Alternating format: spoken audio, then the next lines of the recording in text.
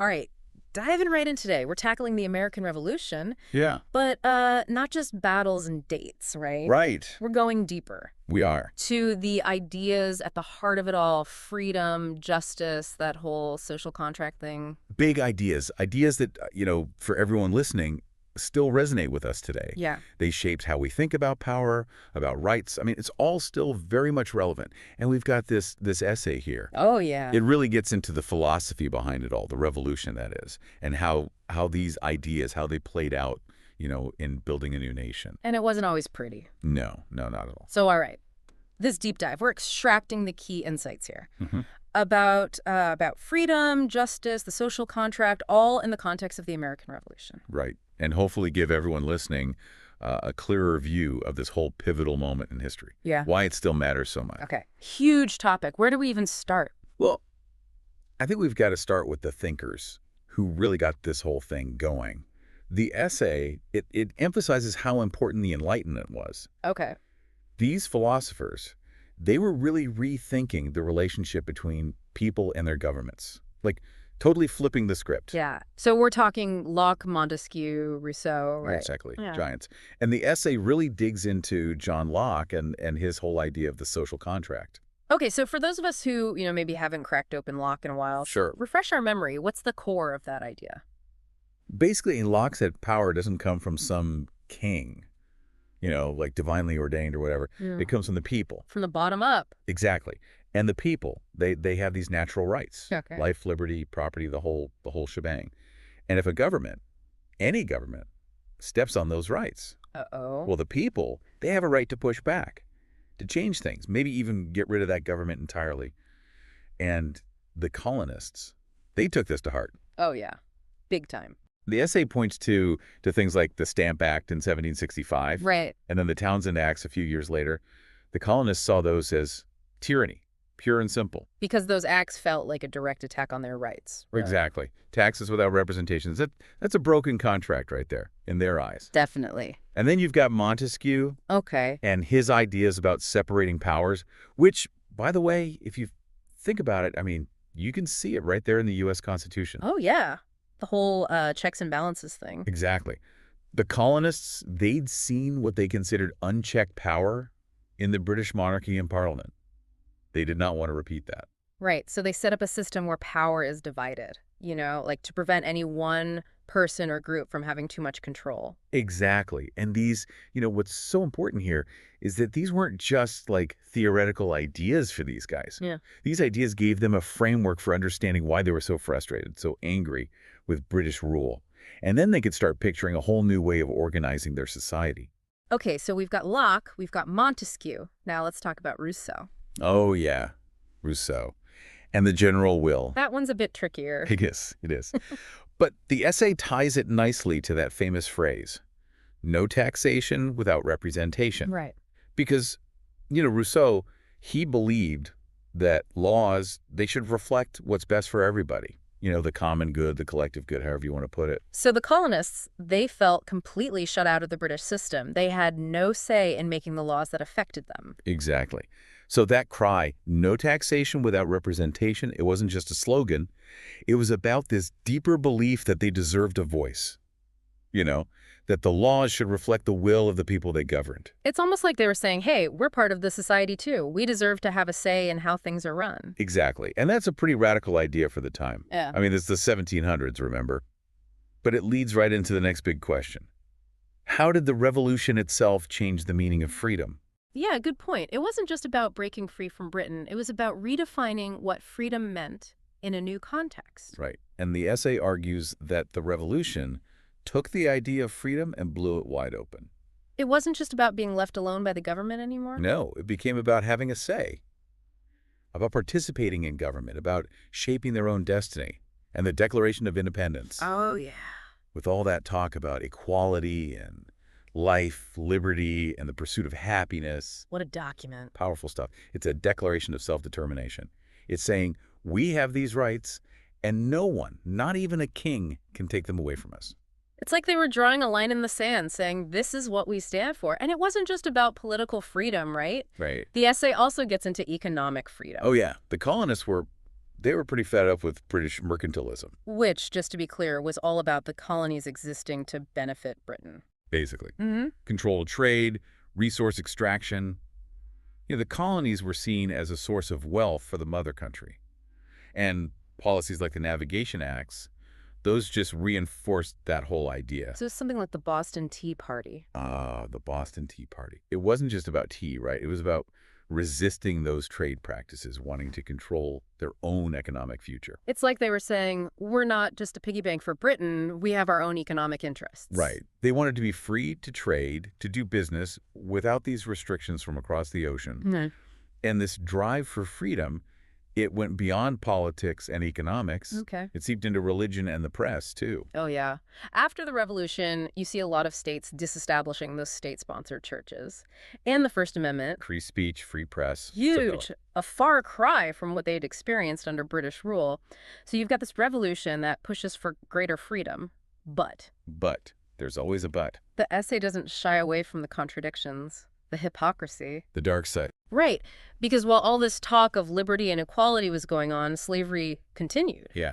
And the enslaved people were completely excluded from those natural rights that Locke talked about. And even the Constitution itself, right? Oh, yeah. The 3/5 compromise, counting enslaved people as less than human for representation. It's mind-blowing, really. How can you declare these grand ideals and then turn around and deny those very same rights to a whole group of people? a massive contradiction. Right. And the essay really dives into that. And it wasn't just the enslaved people, right? Right. Women and Native Americans were largely left out of the equation, too. No voting rights for them. So it makes you wonder, whose freedom were they really fighting for? That's the question, isn't it? So the revolution's definition of freedom, while groundbreaking in many ways, was also really limited. It was. Okay, so let's switch gears a bit. Okay. Let's talk about justice. How did the colonists frame their complaints against Britain in terms of injustice? Well, as the essay lays out, a major grievance was taxation without representation. Right, and this wasn't just about money. It was about fairness. The colonists argued that being taxed by a parliament they didn't elect, that violated the Magna Carta. That wasn't just... It was like a slap in the face to their sense of being British citizens with certain rights. Exactly. They felt like second-class citizens, without a voice in the decisions that impacted their lives. And then there were the legal issues. Like the Admiralty courts. Right. Trials often held without juries. And the Quartering Act, forcing colonists to house British soldiers. Oof. Not a good look. Not at all. It all just felt oppressive, like they weren't being treated fairly under the law. And then there's the moral argument, which the essay explores through Thomas Paine's Common Sense. Okay, so Common Sense. That was a pretty influential pamphlet. Incredibly. It really shifted public opinion towards independence. Paine, he framed it as a moral imperative. He basically said, breaking free from this tyrannical British rule, it's the right thing to do. And he did it in a way that really resonated with people. Oh, absolutely. He combined those lofty Enlightenment ideals with, like, this gut-level appeal to emotion. It really struck a chord. So the colonists weren't just fighting for some abstract rights. They felt they were fighting for a just cause. Exactly. Okay, so they win the revolution, they declare independence. Happily ever after, right? Well, not so fast. The essay then dives into what happened after the revolution. How did they actually try to build a more just society? Did the Constitution, the Bill of Rights, did they get it right? That's a big question. It is. The Constitution, the Bill of Rights, they were huge steps, right? Oh, yeah. Trying to create a system that protected people from tyranny, that guaranteed certain freedoms. Right. But, and it's a big but, as we've been talking about, those protections weren't universal. The essay really drives that point home. Because slavery continued.